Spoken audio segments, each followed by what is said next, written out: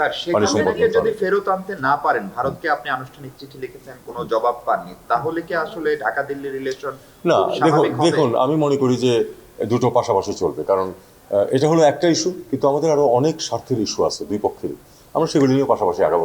আমরা আসলে সবগুলিতেই মনোনিবেশ করবো, কারণ আমরা আমাদের প্রতিবেশীর সাথেও ভালো সম্পর্ক চাই, মার্কিন যুক্তরাষ্ট্রের সাথে আমরা ভালো সম্পর্ক চাই, চীনের সাথেও ভালো সম্পর্ক চাই, কারণ আমাদের স্বার্থ আছে প্রতিটি ক্ষেত্রেই ভালো সম্পর্ক রাখার ক্ষেত্রে।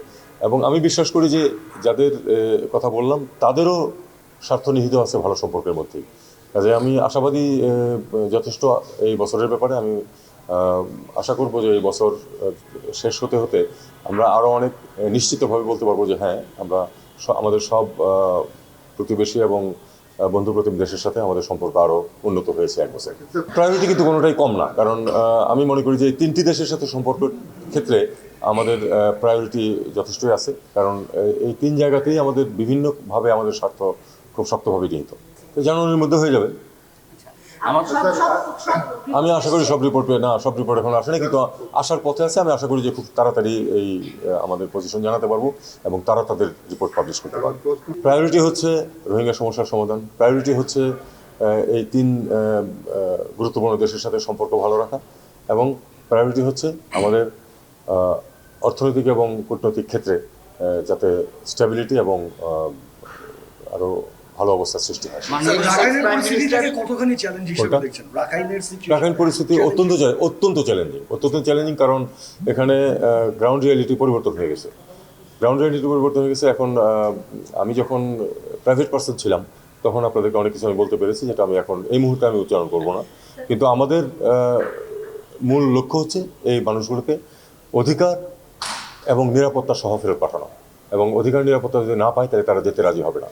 শিয়া বাটার ও ভিটামিন ই সমৃদ্ধ lily glam beauty soap. Lily, always beautiful. এই নিয়ে তো টেকনিক্যাল পর্যায়ে কথাবার্তা শুরু হয়েছে, আমি এটুকু জানি। এটা বরং আরো ডিটেলস আপনারা জিজ্ঞেস করবেন। বরং স্যার, শেখ হাসিনাকে যদি ফেরত আনতে না পারেন, ভারতকে আপনি আনুষ্ঠানিক চিঠি লিখেছেন, কোনো জবাব পাননি, তাহলে কি আসলে ঢাকা দিল্লি রিলেশন? না, দেখুন আমি মনে করি যে দুটো পাশাপাশি চলবে, কারণ এটা হলো একটা ইস্যু, কিন্তু আমাদের আরো অনেক স্বার্থের ইস্যু আছে দুই পক্ষেরই। আমরা সেগুলি নিয়ে পাশাপাশি আগাবো। Thank you. আমি চীনে যাচ্ছি। আমি যেটা বললাম যে আমাদের এই তিন দেশের সাথে সম্পর্কে আমাদের গুরুত্বপূর্ণ। চীনারা যেহেতু আমাকে নিমন্ত্রণ করেছে যেতে, আমি যাচ্ছি সেখানে আমাদের যেগুলি ইস্যুজ আছে সেগুলি নিয়ে আমরা আলাপ আলোচনা করবো।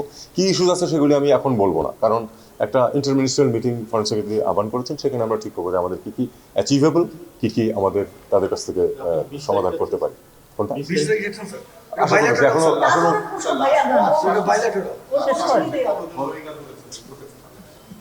এটা তো পত্রপত্রিকাতে আমি দেখেছি যে 60,000।